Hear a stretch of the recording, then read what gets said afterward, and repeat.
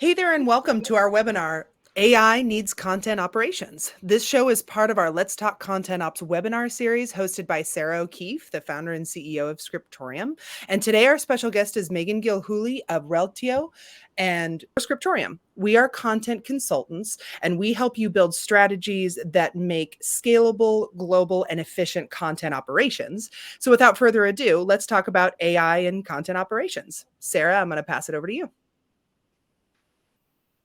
Thanks, Christine. And Megan, welcome. I'm glad to have you here. Thanks for having me. It's good to see you both. You too. For those of you who don't know Megan, the key thing that you need to know about her is that in addition to being a really interesting and really smart leader in the space, she is actually doing the work. So a lot of people are talking about AI and blah, blah, and this is what you should and should not do, and et cetera. But Megan is going to actually talk to us about an AI-enabled system in her organization at Reltio that has gone live in the last week, right? Went live on the doc portal in the last week. Went live on the doc portal, which has a bunch of cool AI stuff going on.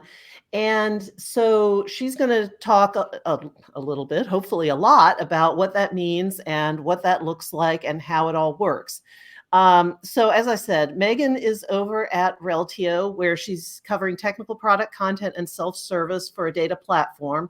She was at Zoomin as VP of Customer Experience at one point. That was also a content delivery, or that was a content delivery platform, and a whole bunch of other stuff. I've got this really great bio, and I'm sorry, I'm just like accelerating right past it because I'm so excited to get to this, the system that you wanted to talk about.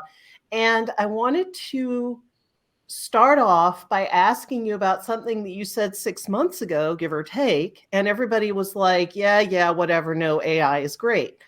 6 months ago, Megan says, data dump isn't going to work with AI. So tell us about that, because right now it looks as though you're, extremely ahead of the curve there with that comment. Right. So, I mean, I think you and I had some very, very down and dirty conversations about what we foresaw in the future, right? But the idea that you can just dump a bunch of data into AI and have it be accurate, precise, concise, helpful is just kind of silly. Like as a content person, I recognize that. As a linguist, I recognize that, right? But I think a lot of people are starting to see it. And I've done a lot of learning over time. So the first thing I'd like to say is when I made that comment, I was hoping that I would prove myself wrong, right? I did not prove myself wrong. I think there's a lot of learning that we've done. Even, this week, we've seen that decisions that we made in how we post our content have had negative consequences on how our AI responds to certain questions. And some of them are, we just haven't updated the content, but others are, we made very specific decisions about what we think a human would understand, but the AI sort of took a different angle. And so it's changed the way that we have to do it. So I think there should be nobody today that thinks you can just take a bunch of data, dump it into AI, not train it, not babysit it, and sort of move forward. But that's exactly what people want to do. So having because it's going to be free, and give me my easy button, and I'm just going to buy like 8 pounds of AI, and then I'll never have to pay anybody again to do anything. It's going to be great. So no. And honestly, I have a group that I call the Self-Help and Content Leadership Huddle, and it's a group of incredibly brilliant content and self-help leaders from various organizations, all the way from tiny little ones that you've never heard of, all the way up to, Google and Meta. And so we have leaders, directors, and above that get together. We have been talking about nothing but AI for the last 6 months, if not more. And I've learned probably more like a year. And I've learned so much from that group as well. So I think there are people that understand it. Certainly there are people that think the opposite, which is just that, we'll just get an AI and get rid of the writers, which, obviously that's not going to work. Like, where is the content going to come from? The AI can't create it if it doesn't know what to learn from, right? So there are so many things that we need to look at when thinking about AI. and content operations is definitely one of them. So it sounds as though, looking at these poll results, we asked people, is your organization using AI to support content creation? And 7% said yes. So Megan, that's your peer group right now. And there's a couple of variations of, we don't know how, we can't get support. Those two combined are about 20%. Nobody actually said, no, we don't want to, which I think is fascinating. But 71% of our poll respondents said, we are working on it. We are working on using AI to support content creation. So given that you're the 7% that has a working AI implementation out there, what is out there? What are some of the best practices that you have to employ in your content and in your content operations to enable this AI going forward? Sure. So I think that question specifically was about content creation. And so there's two different ways that we're using AI. One is we're using it to help us create content, as the poll question asked. The other is we're using it as a mechanism to push content out so that our customers can consume our content more easily. So when we're talking about the content creation, right now we use Reltio, and inside Reltio, they have this AI, and I don't know if I'm supposed to talk about it yet, but I'm going to. So forgive me, Reltio, if I speak out of turn. We're in a beta program right now. So we use their little AI called Edo, super cute little dog that you click on, and it can help you do things like structure your content, double check the writing, the level of writing, the style of your writing to a certain degree, right? It's not like you feed your style guide in, but it can tell you if it's too wordy or if there's a better way to do it. It can tell you how to change a task topic to a concept topic or vice versa, things like that. So we are using an AI inside of our content creation tool that has become very, very helpful. And I'll be sad when the beta ends. So we'll hopefully keep on using that. And then in terms of how we output the content, we output it to what we call our Reltio Intelligent Assistant. And that Reltio Intelligent Assistant sits in two places. It sits inside our product, and it also now sits on the doc portal. Right now, all that we call it RIA, all that RIA does is it indexes the doc portal and it provides answers based on what we have in documentation.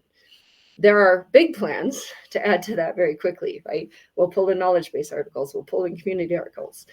For the RIA that's inside the product, it will go way beyond that to do things that bring in the data that's sitting in a customer's tenant, right? To give them very personalized and very customized information. The documentation portal won't do that. We don't have a login to our doc portal. Anyone listening to this right now can go to docs.reltio.com and they can see how RIA works. So so those are sort of the two ways we're using AI. And I think, do we have a poll question also more on the side of whether they're using it for consumption for customers? You're muted. You're on mute. I apologize. Yeah, we have a question on if they have the support that they need for AI initiatives. And that poll question so it's just kind of closed. different. Okay. Yeah. All right. So yeah, I think so when it comes to content creation, AI is super important, but it's important to know that you can't just hand it off to AI and be like, okay, AI, do this, and then publish it, because it won't get it right.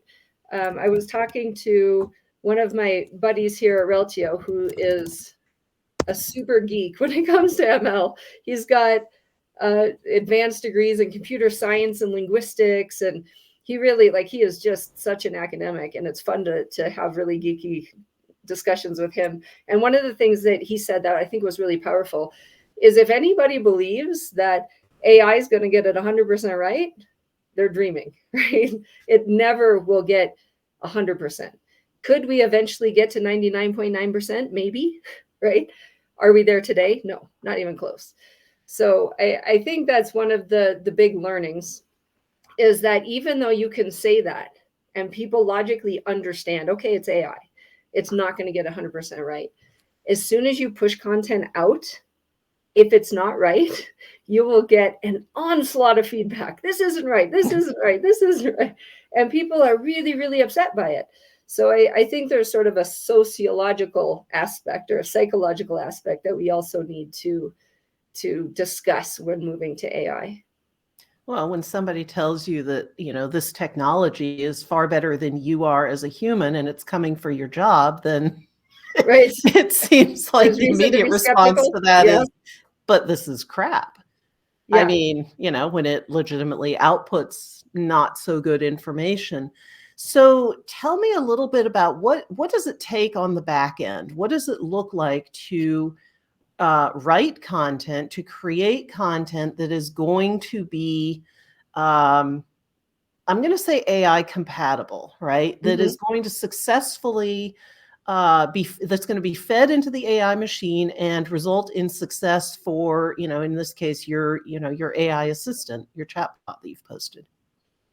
Yeah, I think there's some basics that I know, and then I'll be the first to say that I'm learning every day. And so what I know today will be different than what I know in a week. I've learned 3 things in the last week that I didn't know 2 weeks ago, right? So I think one thing is the more structured your content is, the better, not from the standpoint of the AI per se, but when your content is structured, there's a discipline to it that makes it more likely that you're going to catch these sort of weird connections or relationships that you didn't intend to make. So I think structure is one thing to look at.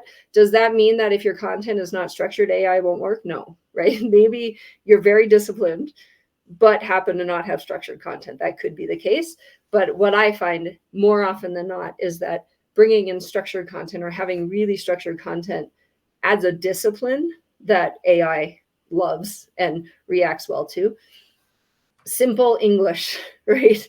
Using simple language obviously is better for humans, but it also is better for AI, right? Because again, there's fewer opportunities to sort of confuse the logic of the AI. And AI is very, very logical. These models, these large language models are really just looking at probabilities of what's the next right answer. So my friend here at Reltio, the ML guy, Rob, he uses this example of an LLM. Really, what it does is it looks for, let's say in a sentence of, I went to the store to buy a carton of blank. So an LLM will take that and it will make an assumption of what is the probability of the next word being eggs, or the next word being milk, or the next word being broccoli, right? So if you say a carton of, you're not going to say broccoli, right? So an LLM sort of figures that out based on probabilities. So if you're feeding unintelligible content into your large language model, then you could see how it could mess up. Because if you're writing about cartons of broccoli, now all of a sudden your LLM is like, oh, well, it's probably going to be broccoli, right? So that's kind of how things tend to mess up.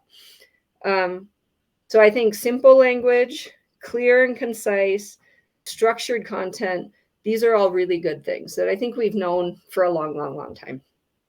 Yeah, I mean, that just sounds like best practice. Exactly. Right? And these are things that, in tech writing, we've been doing for decades, right? So this is nothing new to tech writers. And it's why I think documentation portals are really primed and ready to support AI, because they have some of these things. Now, some of the additional learnings that I've had, I'm trying to think of all of them because some of them are fairly nuanced. So, for example, just yesterday, we recognized that where we said something about an update, the large language model converted that to, yes, you can upgrade from one version to another. And so when somebody asked, how do I upgrade? Whereas the answer should have been, you cannot upgrade. And we have it clearly spelled out on other pages that you can't upgrade from one to the other. The way that they asked it, it looked and it said, well, but the word update's there. So we're going to just make up, here's how you upgrade. And it completely made it up. Like there was nothing accurate about it. So there are little things like that where you just don't know which words are going to make sense to a human, but because they're synonyms, but they're not quite the same. And contextually, I think humans understand it. The AI is not necessarily going to put that context around it, and it can start to make stuff up based on exact words. So we're still trying to figure out, how do we teach this AI that update does not mean you naturally have an upgrade path, right? So there's little things like that I learn every week. And so that sounds like, there's a huge amount of work to be done here, which there's a question from the audience that is, when this does get to 99.9%, it will likely affect our job as tech writers and knowledge managers. So if we have a team of 10 now, will we still need all 10 later? What's your response to that? I would say you'll still need 10 people. Whether or not we as tech writers will be doing exactly what we do today, that's probably not the case. Same thing happened when we moved from books to HTML or PDF to HTML. So we need to think about our jobs. Our jobs are still very, very important. What may go away, in my vision, what may go away is the channel, which today is the documentation portal. Let's just say the documentation portal goes away, but we still need the writers to write the great content to feed the AI so that the AI can spit out the right information. To be clear, I don't think documentation portals are going away anytime soon. I'm just saying that we need to change the way we think. We need to push our thinking to not assume that 5 years from today, we're doing exactly the same job as we are doing today. We didn't do the exact same job 10 years ago, 15 years, like every 5 years, we kind of change what we have to do, right? But I understand the concern of, oh my gosh, it's going to take my job. One thing I've always told my teams, and I told my teams at Amazon this all the time, if you work hard to work yourself out of a job, you will never be out of a job. And I think that's still an even more powerful statement today, because if you can figure out how to use AI in order to take away the sort of mundane parts of your job to avoid having to hire 20 more writers as your company grows, that's your bread and butter. That's how you're going to sort of move up in your organization. That's how you're going to go out and get the next best job, right?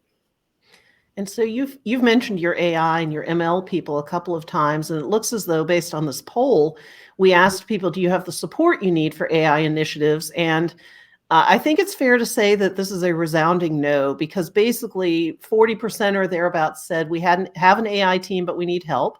Another 40%, do you have the support you need, said not even close. Not even close, yeah. And 23% said we're relying on vendors to tell us what to do. Yeah. Can you talk a little bit about your relationship? It sounds as though you've got some great support from your AI team and what that looks like.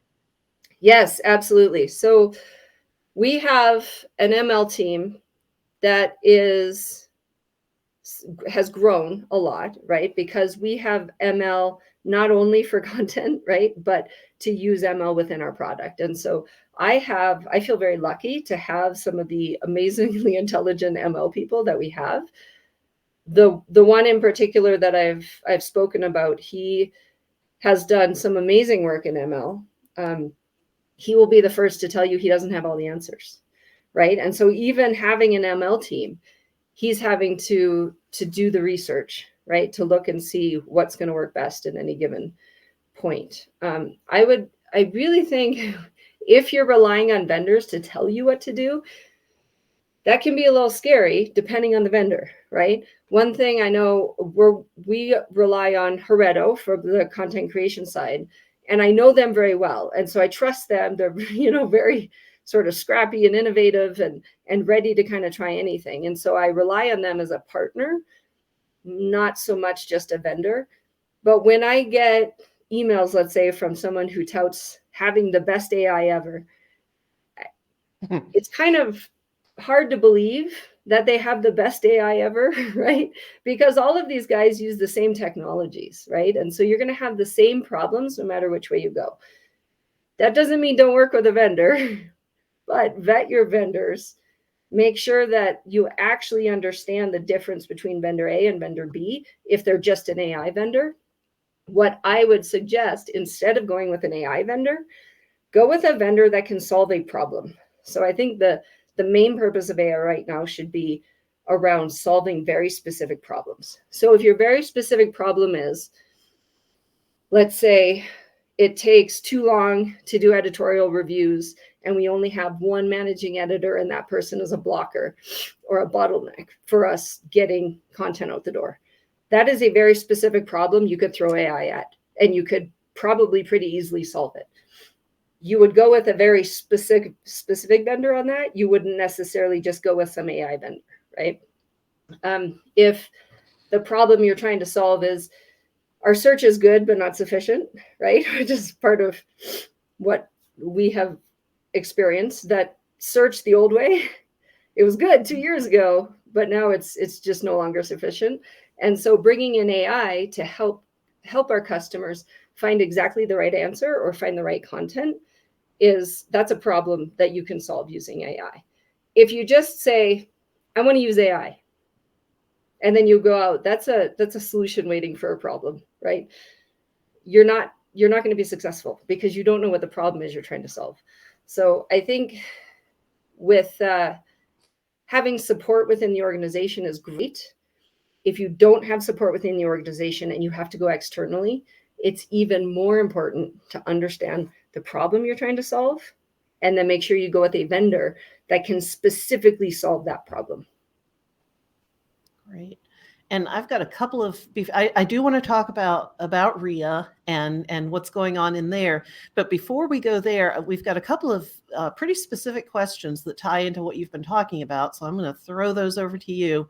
One here is, it sounds more as though AI would maybe replace an editor rather than a writer.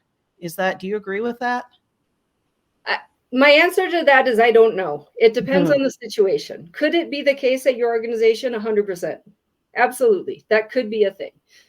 But the problem statement could be anything, right? It could be that you're having a hard time structuring your content into appropriate data, in which case you need the AI to actually work on structure, not necessarily editorial.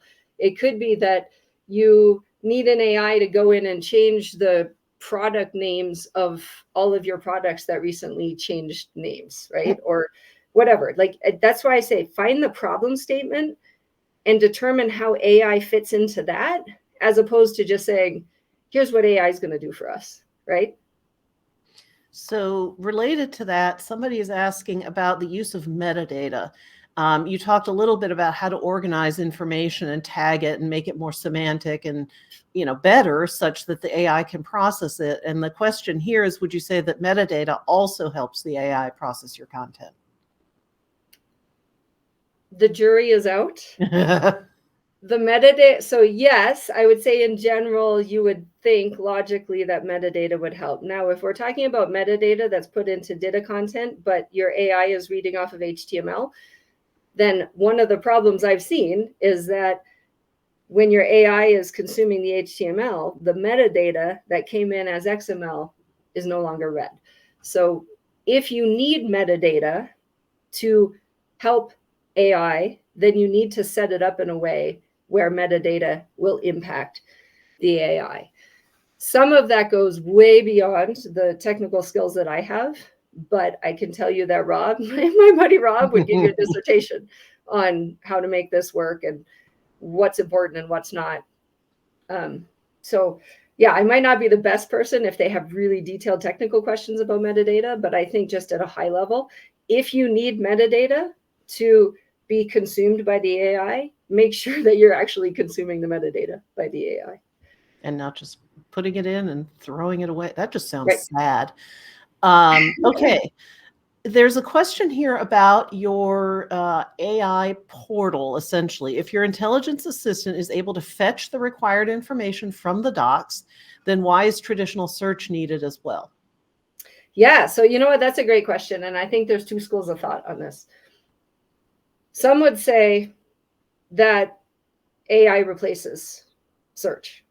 I've had people internally at Reltio that say, oh, well, the goal here is to replace search, right? And that might be the case, I would say, in 5 years, right?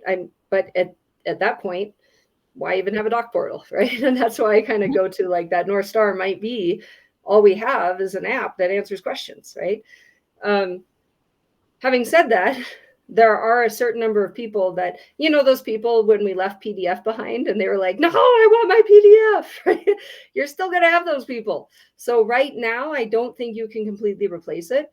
And I think search does something that AI doesn't, which is it gives you a bunch of different responses, right? It can give you that one best answer, which will be similar to sort of the AI answer. And then it will give you a list of potential places you can look. And so I think depending on the scenario, there may be times when that makes more sense. Now, if you're in retail and your end users are consumers and they're trying to figure out how to, I don't know, buy the right shoe, they probably don't want information overload, right? But if you're in an enterprise, high-tech place and your users are developers, they oftentimes will want to see all the potential options, right?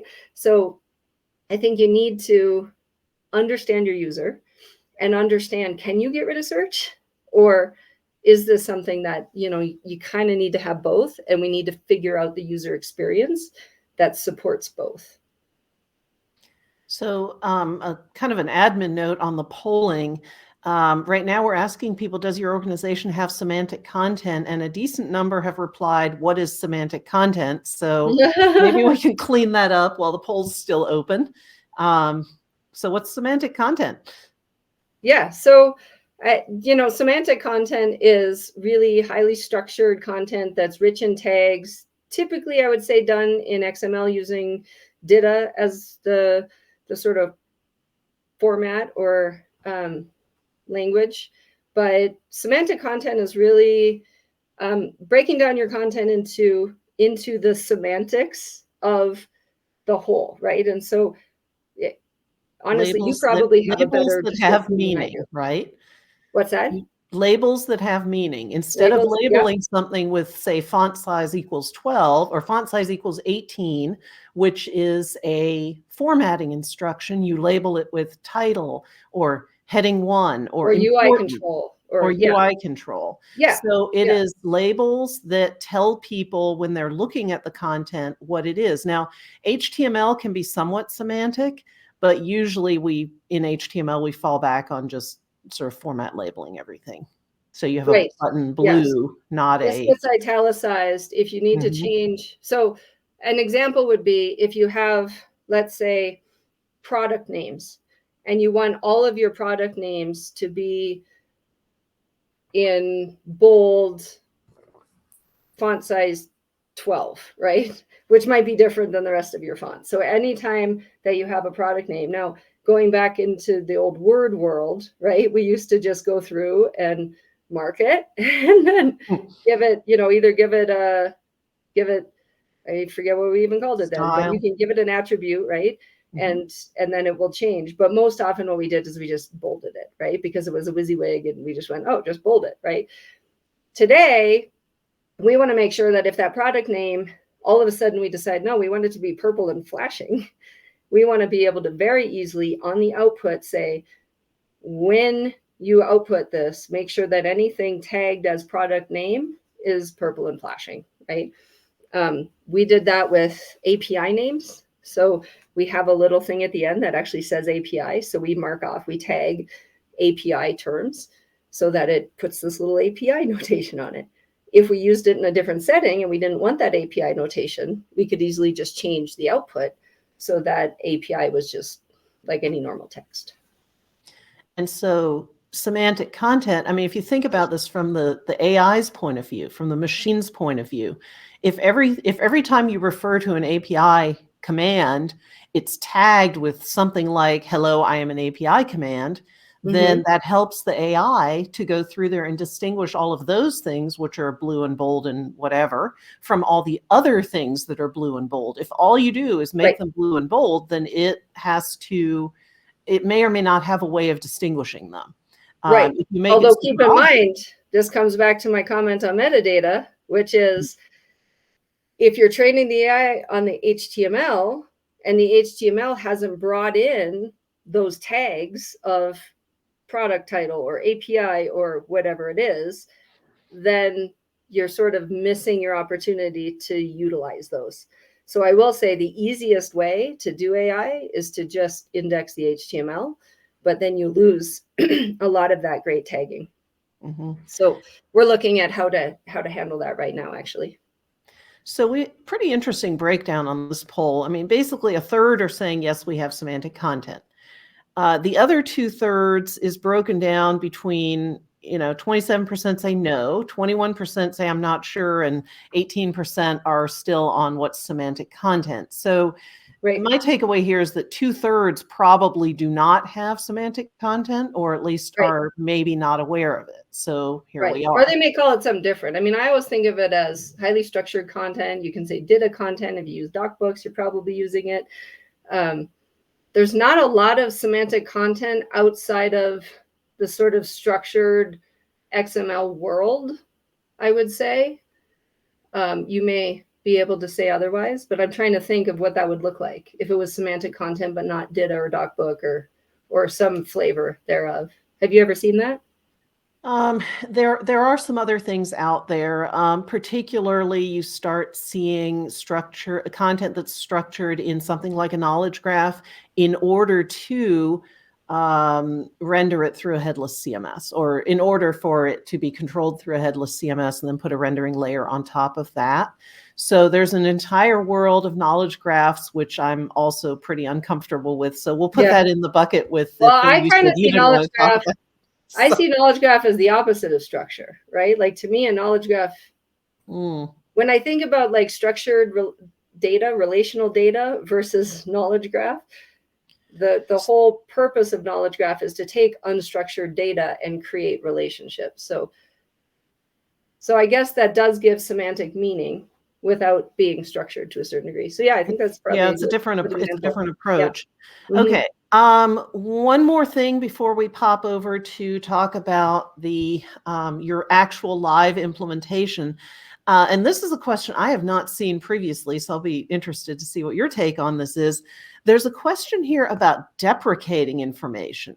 I suspect there will be some challenges. That's like the understatement of the AI era, about deprecating information in an LLM. Have you come across scenarios that highlight this? And I also want to thank the person who left this question because I love it. Yes. Well, this is Maliki. And when I talked about that content leadership huddle, he's one of the leaders on that. So this is a very profound question. And I don't remember if he was on the last one, but I'm pretty sure we talked about this on our last one. So yes, I have a great example of that. So one of the things I've come to realize, we have had these, what we call content refresh projects in the works for a year and a half, right? So we had roughly 20 content refresh projects. We've been able to finish about 4, just given our capacity and all the other needs, right? So we now have 16 content refresh projects that will include updating content, deprecating content that's no longer valid, and just making sure that everything is fresh and accurate. Those things that we have not done, whereas we used to say, well, only X% of people ever really hit it, right? So if nobody's looking at it, we can just kind of let it sit. Now AI is putting a spotlight on it, because no matter what it's about, somebody could ask a question that could have trained on old content that needed to be deprecated, and now it's giving an inaccurate response. So it really does, I think, AI is putting this huge spotlight on the importance of keeping your content fresh, making sure that you are changing the things that are inaccurate, making sure that you are not creating relationships about things that are inaccurate. So there's just all kinds of things that we used to sort of say, well, let's prioritize deprecation a little bit lower because nobody's really looking at it anyway. And now it becomes oh my gosh, we have to take care of that content. So I think it really does kind of support this need for more writers, not less, more people that can really validate the content, more people that can go through and refresh the content to make sure that you have the right freshness and you're getting rid of the stale content. So really good question, Mal. Thank you. And I have some big concerns about this in the context of moving people into semantic or structured content, because it is super common for us to look at migration and say, you know what, everything that's older than X amount of time, we're not going to convert. We're just going to take the existing probably PDFs and leave them there and not bother with the sort of uplift effort for that older content. But if people still need it, and they do, because we're keeping the PDFs, right? We're not throwing them away, but it's not going to be equally available to the LLMs or to the processing because it hasn't been turned into semantic content. It's just going to be sitting over here in a dumb PDF bucket. Then what happens when I go into the AI and ask it questions about the older stuff? If I've sort of stratified my content into new things that I care about and older things that I don't need to care about as much, which was legitimate until about a year ago. Now what? So yeah, and I know that there's ways that you can train your AI to not look at content that's more than a certain amount stale, let's say. So if it, for example, I could say, don't index any of the content that is more than a year old, right? That can lead to other problems. Now, in the case of PDFs, you could have those PDFs indexed, or you could decide not to, right? Depending on how stale they are. If you're telling your AI not to look at anything beyond a certain date, the problem becomes, let's say you have stale content, and then you find out that there's a misspelling. So someone goes in and changes one word. Now it's considered fresh, even though it's not technically fresh, right? So all of this needs to be thought about in your strategy. How important is AI to your content strategy? Because ultimately that's where this change occurs, right? You've always had a content strategy where you've made assumptions like, if only 3 people per year are viewing this content, I'm not going to worry about it. Now this strategy changes, right? Oh, only 3 people are viewing it a year. Let's get rid of it, right? That's a new sort of goal that you're going to have as part of your content strategy. So I think really AI is changing the way that we create our content strategy. Okay, so let's talk about your portal, which I think is really the coolest thing going on here. Can you talk a little bit about, what you did and maybe the tech stack, if you're comfortable with, with some of that sort of, what does this thing look like? What is it? Yes. So there are a couple of things that we need to know. When I came to Reltio, we had a completely different tech stack, and that content would not have been ready for AI. So thankfully, we did the hard work up front, which was we went through the content. We brought over to a brand new portal with Reltio the right content, theoretically, the right content, right? The stuff we thought was the right content at the time. And so we had a lot of our content that used to be in sort of what I call fuzzy data or squishy data, right? And now it's like in real data. And so I think we did a lot of work on the content itself ahead of all of this happening. So timing wise, that worked out really, really well. Last May, I had 5 different people from the organization, from different parts of the company, come to me and say, Megan, I want to get access to your doc portal so we can start an AI, like a GenAI chatbot. And I was like, okay. So after the first one, I was like, let's think about this. After the 5th one, I went, whoa. Okay, let's come together, right? Because if we have 5 different organizations within our company doing a similar thing in a different way, that's just going to add complexity. It's going to add inconsistency. It's not going to be a good user experience, right? So I brought that group of people together very organically. I just said, hey guys, come together. I don't want to stop your innovation. That's, I think, the main point. We never want to stop the innovation that's going on within the company. At the same time, if we're all doing a similar thing, let's get together and do it once and do it right. So we brought this group together. Rob was on that, and then a number of other people from either ML, support, training, docs, UX, product. We kind of had almost every single, I think we had every single function within the company represented at one point in time. That was a very chaotic group, right? We came together without knowing what we were going to do. without really understanding the problem statement. So from that group, we developed the problem statement. We started to think bigger about the opportunities. And then from that, I wrote a PRFAQ. And a PRFAQ is a forward-looking press release. It's sort of a fun way to show what you're going to deliver in the future before you actually even start working on it. And so I wrote this PRFAQ that I then took to the product team. The product team added their sort of think big to it at one of our offsites. And then it kind of blew up from there. We had a hackathon that added skills to it. So what started out as this, let's just comb through the doc portal, ended up becoming a plan to have AI inside the product that would both comb through the doc portal as well as do all of these things with data that currently take a data steward a long time, for example.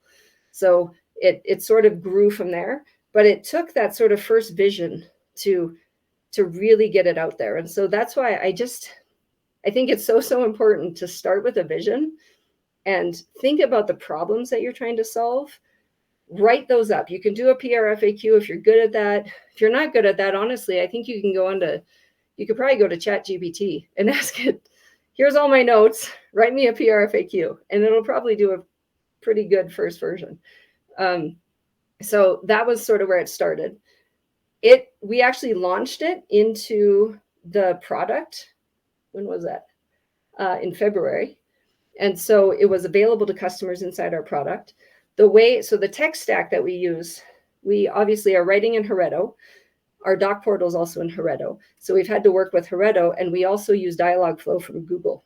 And so the two of those things sort of work together in order to bring up the responses. It can be both good and bad to have separate vendors, right? And this is where I lean on my ML team to say, okay, if this is happening, is that on Reltio or is that on Google, right? Or is that on our content? And so we have a lot of discussions about what is the cause. But yeah, so we have it inside the product, and now we've launched the exact same thing, pulling from the exact same Google Dialogflow project into the documentation portal. So no matter where we're accessing it, if we get issues, we can solve them. We solve them once, and it solves it in both places. Does that kind of cover it? I feel like I missed part. I think so. You mentioned, when we were planning this out, you mentioned that you limited the portal, or you limited the AI functionality intentionally. Can you talk about that a little bit? Yes. So when we think about AI, we've already talked about you're not going to get 100% right. But if you try to boil the ocean, it's going to be really hard to peel back the onion and figure out where it's going awry, right? So we wanted a couple of things. First of all, we wanted the output of the AI to be very specific to Reltio. We don't want it bringing in outside information that may or may not be true at Reltio. We don't want it bringing in competitive information. We really wanted it to be trained on our corpus of content. So that was very, very important. And we started with just the documentation portal. And as I sort of alluded to earlier, even though you tell executives and stakeholders that, it's not going to be 100% right, the minute something is wrong that doesn't sit well with them, it's like red alert. In fact, I got a Slack message from a higher up in our organization this week. Red alert, it gave this answer when it should have said no. And I was like, okay, how is this a red alert? This is AI, right? But it's that important for executives to see the right answers coming out. And so you have to be prepared for that. If you have multiple places where the content is coming from, it's going to be hard to peel back what the cause of that is, right?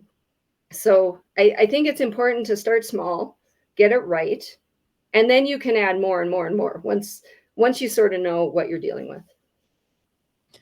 Okay, so a couple of really, I'm looking at my question list here, and these two are actually paired together. Actually, sorry. Let me start with a different one. There's a question here about what part of the stack is connected to the LLM. Is it Reltio, Google Dialog, or both? Let's start with that. So Google Dialogflow is the part that really is serving as our LLM. So we have we have a stack inside Google that the ML team uses, but Google Dialogflow is the thing that's sort of parsing through our doc portal and spitting out the answers according to what it is learning. So the bigger, and now that I look at this, I have 3 questions here that all boil down to what is the role of DITA in an approach like this? And let me run through them, and then I'll let you address this. So one is, we're shifting to writing for the AI system. If that system doesn't require content formatted in DITA, will the need for that skill be necessary in the future? That's one. The second one says, we've created and proven that knowledge graphs are much easier from structured data content than from unstructured content. And then, the knowledge graph is used to do some other things downstream, so they're not mutually exclusive. There's a question here from a freelancer about at what point is it good for companies to more seriously look into data or semantic content? So it sounds as though collectively what people are saying is, okay, your system is built on a data foundation, and is that a requirement? Is that going to go away?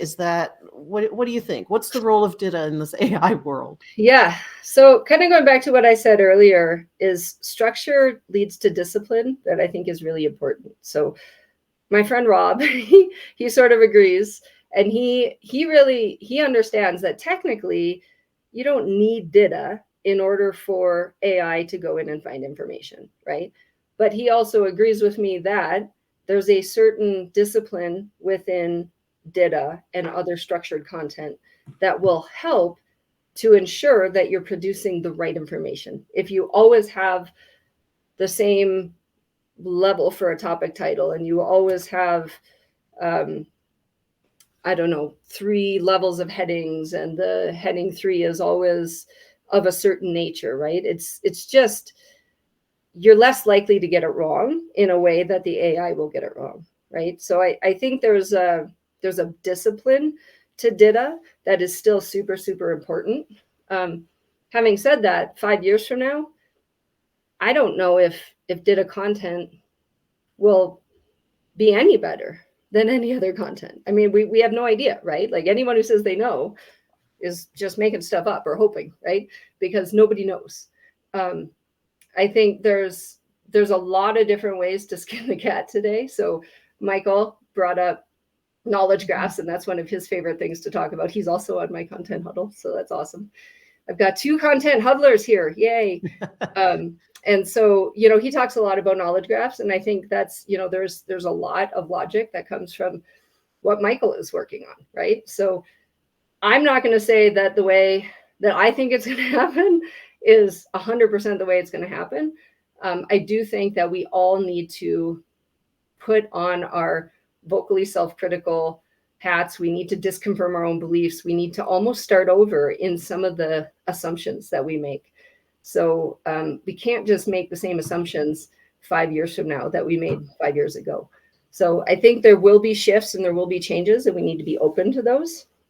Having said that, I don't think we need to jump really quick and say, oh my God, data is not needed anymore, because there definitely is a benefit to data that you're not going to get from anything semi-structured or unstructured. Yeah, so I was in a call on Monday with somebody, and he made the point that your unstructured content, and when we say unstructured, we're talking about Word files and HTML files and, generally these kinds of traditional documents, right? Mm-hmm. He made the point that the AI is actually really, really good at picking out the implied structure from those documents. And so if your content is quote unquote unstructured, which is to say in a Word file, let's say, or in HTML. However, that HTML is actually structured implicitly. The AI can deal with that, which leads us to the point that the reason we're putting data in place is because when we can get away with not being structured, we are, okay, speaking for myself, I'm not going to do the work, right? If I'm not forced to do it, I'm just going to do literally the bare minimum. And so what data forces is a level of structure that it's not impossible to do in unstructured content. It's just really rare. Mm-hmm. So Yeah, I thought that was an exactly. interesting point of view. Yeah. But to your point, we're just not disciplined when we're Mhm. not forced. Yes, exactly. Exactly. And you see that. I mean, when I show up in teams that have squishy data or don't have data at all, Squishy. it always comes down to they just don't have the discipline that's necessary to be able to think through all of the various content types that they need, right? That's really what it comes down to. Now, even today, because data is an open standard, you could have AI actually structure all of your content, keeping in mind that it's going to get some portion of it wrong, right? Because you're putting in unstructured stuff, you're missing stuff because of that. It's going to fill in the blanks and it's going to just make up stuff for that. So you have to go through it with a fine-tooth comb. You have to understand, oh, okay, I see why it put that in. So you kind of have to understand data to a certain degree. But 5 years from now, maybe you don't need to understand data. You just need to understand that you have an AI that will structure your content and data for you. I don't know. It could be anything, right? We see a lot of InDesign files. A lot of people, they're InDesign to PDF, and they've decided it's time to move that content into a structured environment. And about 80% of the time, people say, yes, we have InDesign, but we have a template and we follow it. And our InDesign files are actually very organized and very structured and very, why are you laughing at me? And very templatized. And so, okay, Megan, would you like to take a guess at what percentage of the time we have received InDesign files that are actually pretty structured and highly templatized? 2%. No, too high. So yeah, I was never. Yeah.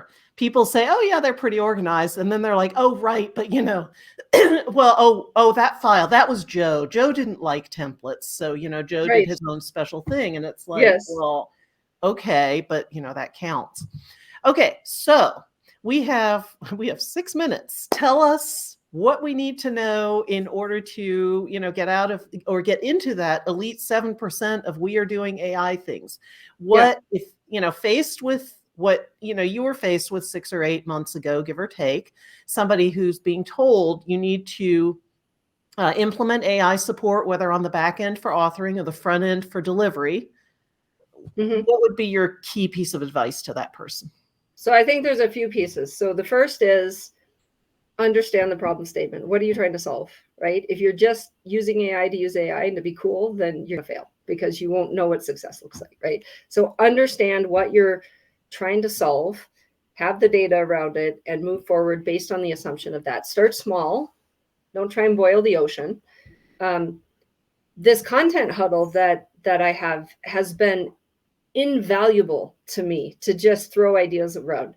Michael and I, we kind of like, we push each other to think differently. And so, I really appreciate having that group of professionals that sort of at my level that is thinking about the same things and can ask the right questions and can really help me to learn. And so start a content huddle of your own, right? Ours is closed, right? Don't write to me and say, I want to be part of it. Ours is closed, but start one of your own. Find professionals that you trust and that you can have really candid conversations with, and then go have those conversations. This group is actually putting down some of the learnings that we've had over the last 6 months. And so hopefully before too long, you'll start to see a book or a white paper or whatever format it takes come out from this group that I think will be helpful. But keep in mind that anything you read today, 3 months from now, could be outdated. So just, keep thinking about it, keep talking about it.